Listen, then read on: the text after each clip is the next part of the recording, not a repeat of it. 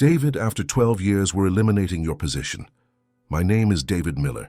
I'm 49 years old, and for 12 years I built something at ProCare Medical Solutions that no one else could see. While other procurement managers just stamped papers and chased quarterly savings reports, I built relationships, real ones, the kind where suppliers called my personal cell when hurricanes hit their warehouses, and hospital administrators knew my voice before I even said my name.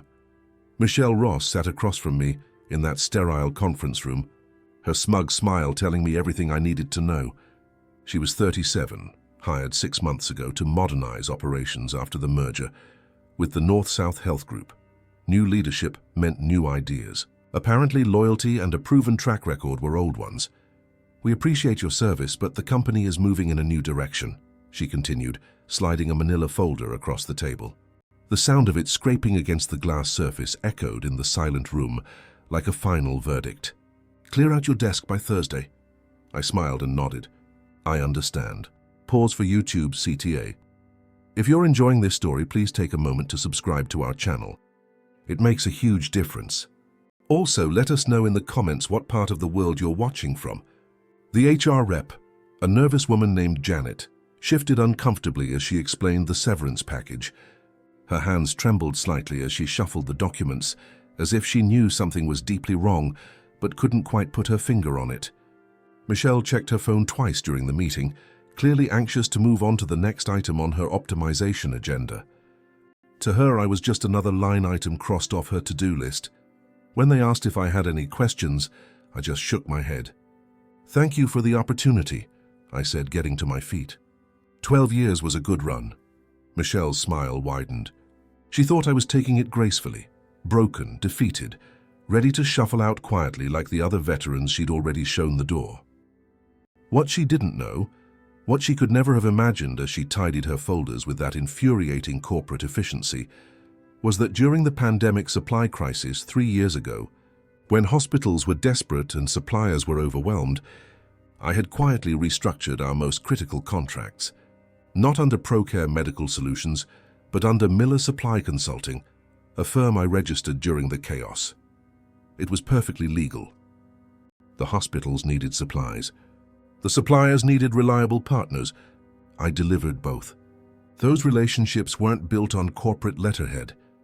They were built on trust, on late-night calls when shipments went missing, on finding alternate suppliers when the usual ones failed, on remembering that the purchasing manager at St. Mary's Hospital had a diabetic daughter, and making sure their insulin stock never, ever ran low.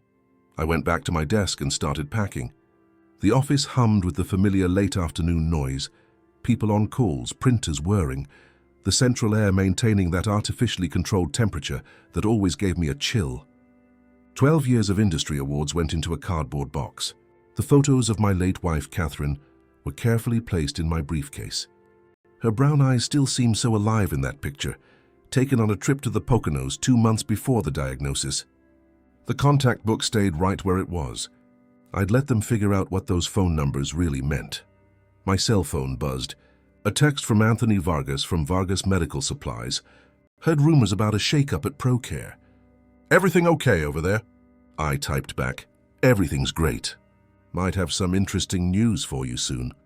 Michelle walked past my cubicle, probably to make sure I wasn't stealing office supplies. Her heels clicked on the laminate floor with the staccato rhythm of someone always in a hurry to get nowhere important. She had no idea what she had just set in motion. I started at ProCare right after Catherine died. I needed something to focus on besides the empty house and the medical bills that kept arriving for months after the funeral. Procurement wasn't glamorous, but it made sense. Find what people need, deliver it reliably, build systems that work. The first few years were about learning the trade. Medical supplies weren't like office equipment or building materials. When a hospital ran out of surgical sutures, people died. When ventilator parts were delayed, families suffered. I took it personally because I'd seen the other side of the equation. I'd spent 6 months sitting in waiting rooms, watching nurses scramble, watching doctors juggle limited resources. I knew exactly what it meant when a critical supply didn't arrive on time. My first big win came during a cardiac stent shortage in 2018. Our main supplier had a manufacturing issue, and 3 of our partner hospitals were facing surgical delays. I could feel the panic in the administrator's emails. Real people, patients with hopeful families, were literally waiting to have their lives saved. I spent a weekend calling every contact I could find, finally locating a surplus inventory at a distributor in Denver. I flew out there, loaded up a rental truck, and drove it directly to the hospitals myself. That's when I realized something crucial. The suppliers didn't care about ProCare Medical Solutions. They cared about the guy who solved their problems and paid their invoices on time. Me. Over the years, I cultivated those relationships deliberately. Christmas cards for their families, remembering their kids' names, flying out to trade shows not to collect brochures, but to have dinner with the people I relied on. When COVID hit and the supply chains collapsed, those relationships saved us. While other medical distributors were fighting for scraps, I had suppliers holding stock specifically for my hospitals, not because of contract clauses, but because they knew I'd take care of them when things got better. Michelle Ross arrived 6 months ago with a Wharton MBA and ideas about supply chain optimization. She looked at my supplier relationships and saw inefficiency, too much personal contact, too many phone calls, too much trust, not enough data analytics. "We need to modernize," she told me in our first meeting, gesturing at a PowerPoint deck full of colorful charts and flow diagrams. "Automate vendor management, centralize purchasing decisions, reduce redundant relationships." I nodded and kept doing my job, but I started to notice small changes. My access to certain purchase orders was restricted. Supplier meetings were scheduled without me. New contracts were being negotiated by people who'd never spoken to the vendors, who didn't know that Jim Morrison was a huge college football fan and always sent extra supplies during bowl season, or that Anthony Vargas's wife had a birthday in March and he was always more open to negotiations that month. Last month, I overheard Michelle on a call with the regional VP. I was walking down the hall when her voice drifted through the half-open door. "David's methods are antiquated," she said in that condescending tone that fresh graduates love to use. "He's too emotionally attached to these vendors. We can cut costs by 30% with competitive bidding." That's when I knew my time was up. Not because I was failing, but because I was succeeding in ways the MBA textbooks didn't recognize. I made a few quiet calls, updated some paperwork, and made sure certain relationships were properly documented under the correct legal entities.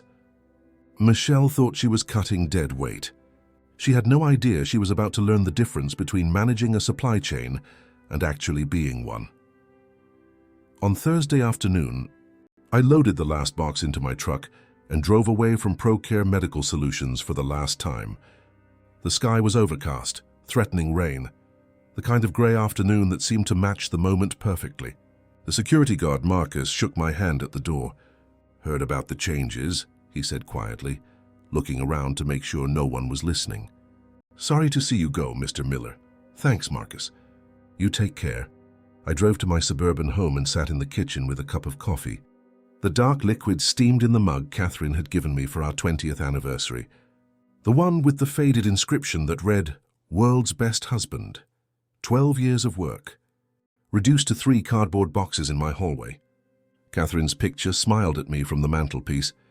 She would have found the whole situation tragicomically hilarious. 30 years of marriage, and you still only see things once they've already hit you, she used to say, shaking her head with that smile that mixed exasperation and affection. But this time I saw it coming, and I had prepared. My phone rang. It was Jim Morrison from Midwest Surgical. "David, word on the street is you might be making some changes. Just wanted to check in, see how you're doing." "Actually, Jim, I'm thinking of going out on my own, focusing on what I do best, consulting, that sort of thing.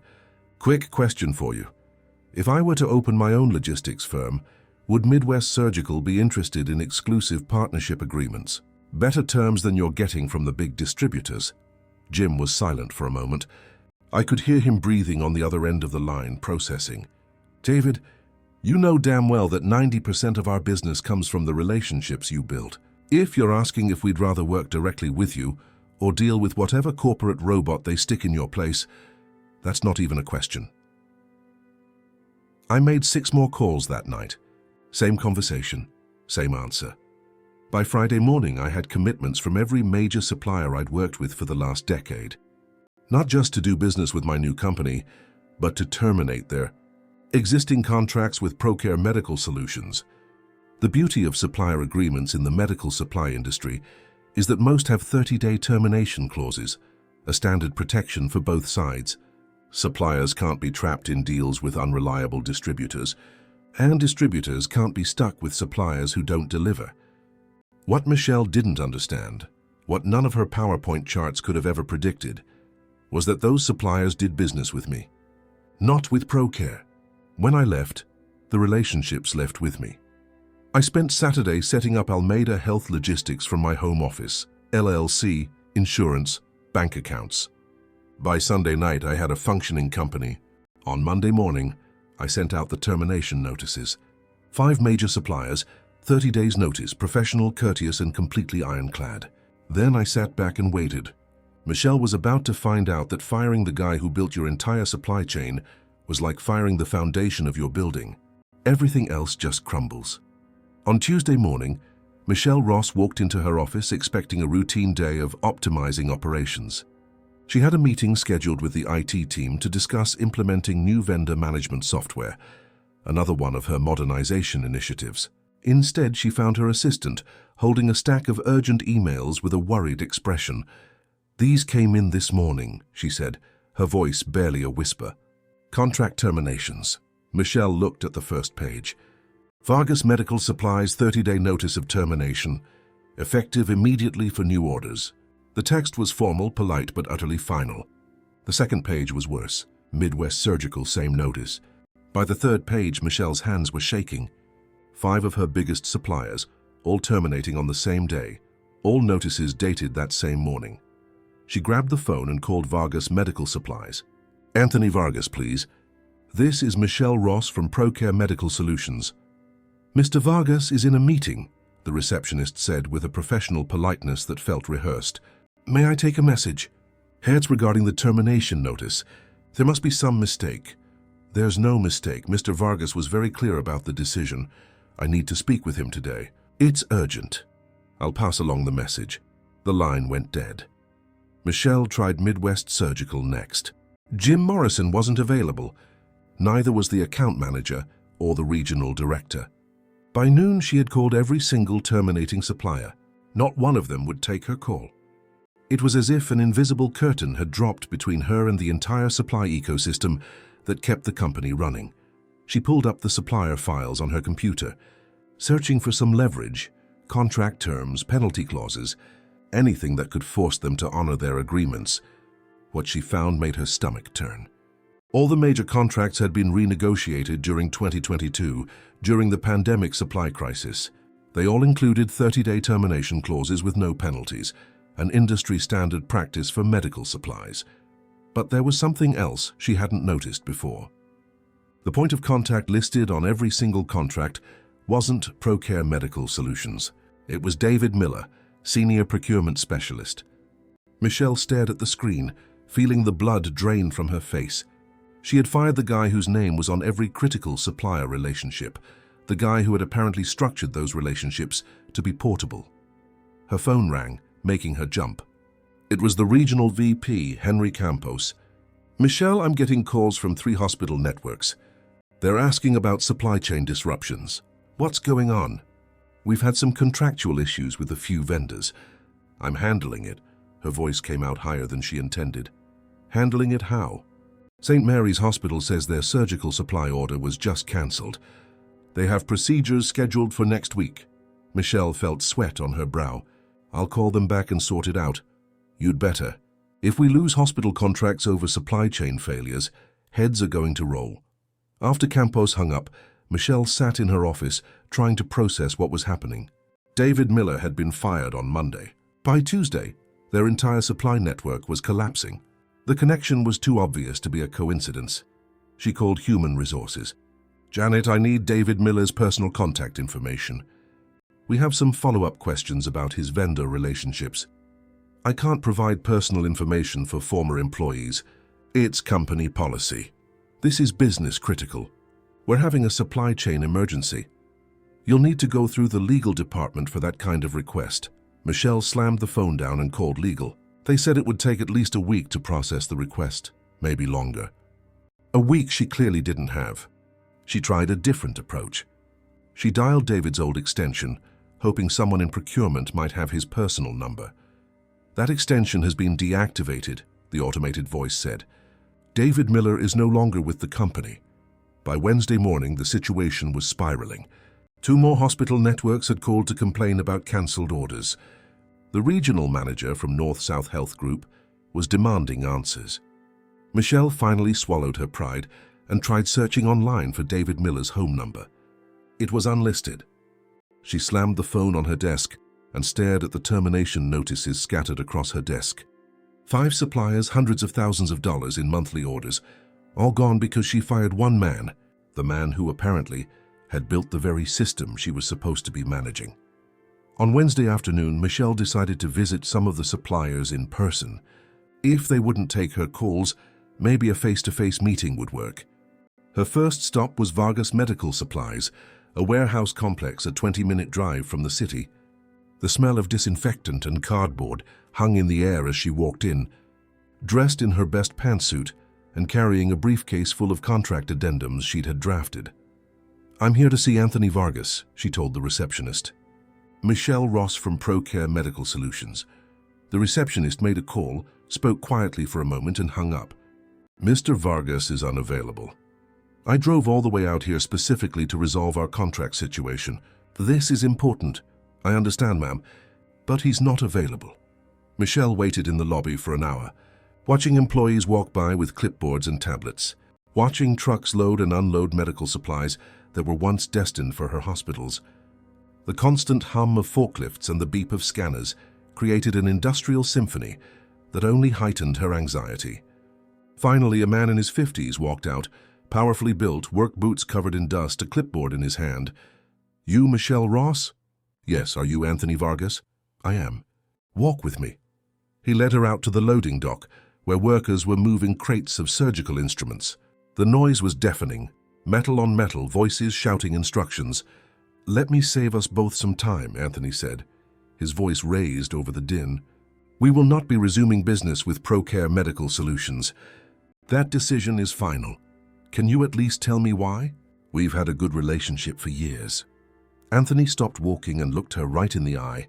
His eyes were hard, with none of the corporate diplomacy Michelle expected. "Ma'am, we never had a relationship with ProCare Medical Solutions. We had a relationship with David Miller. When you fired David, you fired our business partnership. But the contracts were written to protect both sides. David made sure of that during the pandemic when everyone was desperate. He told us that if anything ever happened to him, we wouldn't be stuck dealing with people who don't understand the business." Michelle felt a chill run down her spine. "What do you mean, if anything happened to him?" "David's been in this industry for 20 years. He's seen companies get bought and sold, seen good people let go by executives who think spreadsheets are more important than relationships. He protected us from that. We can offer you better terms, more volume, competitive pricing." Anthony shook his head with a bitter smile. "You don't get it. This isn't about money. It's about trust. David spent 12 years proving he was trustworthy. When the hospitals needed supplies during COVID, he delivered them himself. When our warehouse flooded in 2021, he helped us find temporary storage. When my son needed surgery last year, David made sure we had priority access to the cardiac supplies." Michelle listened, the full scope of what she'd lost finally dawning on her. It wasn't just contracts or numbers on a page. It was a web of human connection, woven over more than a decade. "You fired the man who built our entire business relationship," Anthony continued, his voice thick with a disappointment that went beyond business. "Now you want us to trust you? Ma'am, we don't even know you. Where is David now?" Anthony smiled for the first time during their conversation. "Starting his own company, Almeida Health Logistics, and we're his first client." Michelle drove back to the office in a stunned silence, the car's air conditioning doing little to cool the heat of humiliation she felt.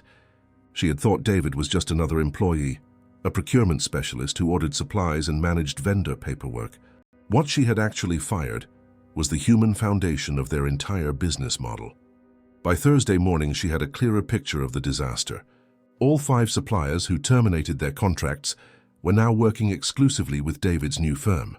All the hospital networks that relied on those supplies were asking pointed questions about ProCare's ability to fulfill their orders. The regional VP called an emergency meeting for Friday.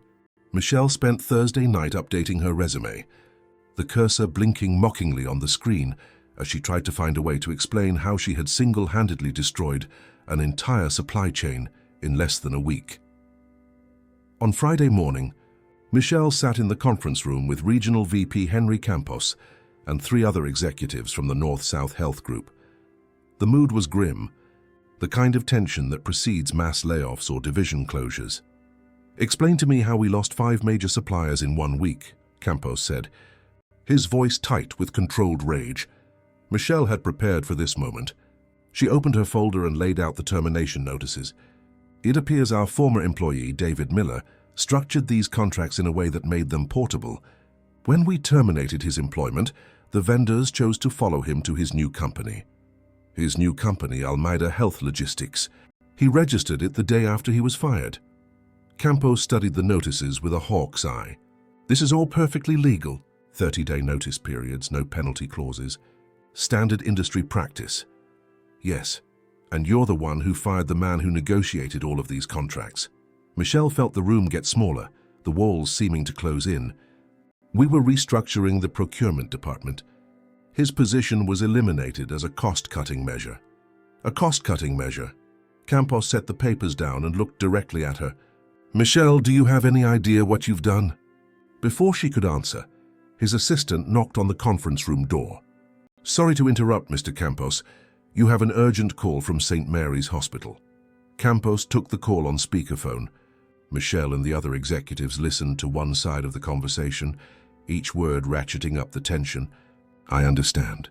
Yes, we are aware of the supply chain issues. No, we do not have an alternate supplier yet. How long can you wait?" When he hung up, Campos's expression was dangerous. "St. Mary's is our largest hospital contract, 60% of our regional revenue. They have surgeries scheduled for next week that require supplies from Vargas Medical, supplies we can no longer provide. We can find alternate suppliers. In what time frame, at what price point, and with what guarantee that they'll be reliable?" Michelle had no good answers. Campos continued, "I called the other hospital networks this morning. They're all asking the same questions. How did we lose our entire supply chain overnight? What's our contingency plan?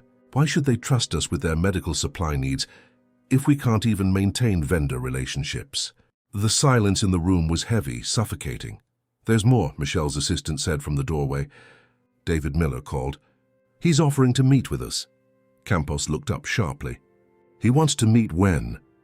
"This afternoon, if possible. He said he has a proposal that could help resolve the supply chain disruptions." Michelle felt a mixture of relief and dread. Relief that they might be able to salvage the situation. Dread that David was now in a position to dictate the terms. "Set the meeting," Campos said. 2 o'clock. After the executives left, Michelle was alone in the conference room. Her cost-cutting measure had turned into a company-threatening crisis in less than a week. The man she had so smugly fired was now the only person who could save their business. Her cell phone vibrated with a text from an unknown number. "Michelle, it's David. Looking forward to our meeting this afternoon. Come prepared to discuss partnership terms.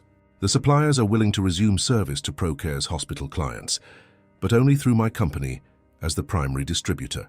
We'll need to iron out the details." Michelle stared at the message, reading each word over and over. David wasn't offering to come back as an employee. He was offering to become their supplier. The man she eliminated to cut costs was about to become their most expensive vendor.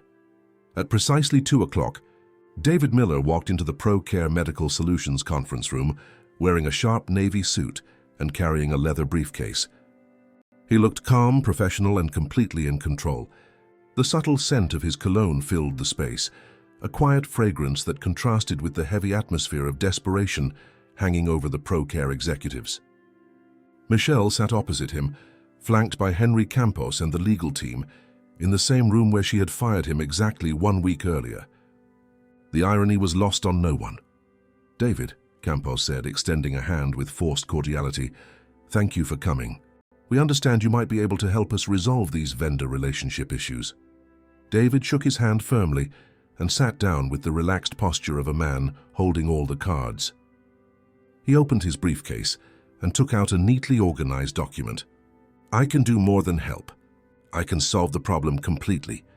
My suppliers are willing to resume service to all of ProCare's hospital clients, effective immediately. Michelle felt a surge of hope, but it lasted only a second. David continued, however, they will only do business through Almeida Health Logistics. I will serve as the primary distributor. You will purchase all medical supplies through my company.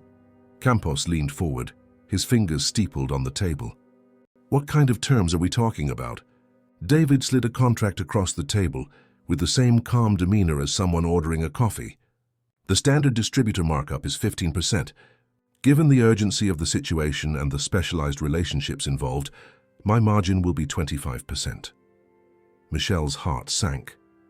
A 25% margin on hundreds of thousands of dollars in monthly orders meant David would make more as their vendor than he ever had as an employee. Far more.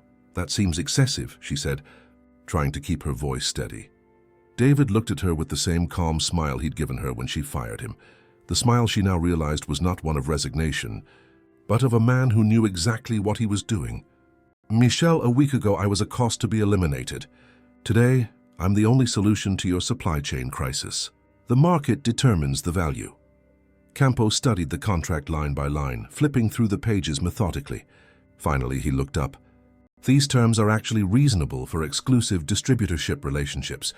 How quickly can you restore service?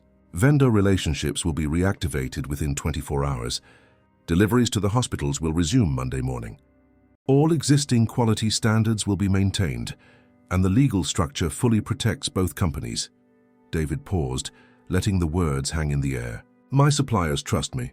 Your hospitals get their supplies. Everyone wins. Campos picked up a pen, hesitated for only a second, and signed the contract without another word of argument. The sound of the pen scratching on the paper echoed in the room like a final verdict. David shook hands with everyone in the room with that same cordial professionalism that had always defined him. When he got to Michelle, he held her gaze for a moment. There was no malice in his eyes, just a quiet understanding of how the game had played out. Thank you for the opportunity, he said, a faint smile playing on his lips. Sometimes the best business decisions feel like mistakes at first. 6 months later, Almeida Health Logistics had grown from a home office operation into a regional medical supply powerhouse. The supplier relationships he'd cultivated for 12 years became the foundation for contracts with hospital systems across 3 states. The small home office now occupied an entire floor of a commercial building, with a dedicated staff and a fleet of delivery vehicles branded with the company logo. Michelle Ross lasted another 2 months at ProCare Medical Solutions before taking a position at a software company in a different state. The supply chain crisis was solved, but her reputation as a manager was irreparably damaged. In boardrooms, her name became a cautionary tale, an example of what happens when you mistake efficiency for effectiveness, when you think you can replace years of relationships with algorithms and spreadsheets. David kept the business simple. No needlessly lavish corporate headquarters, no layers of management that only serve to complicate straightforward decisions.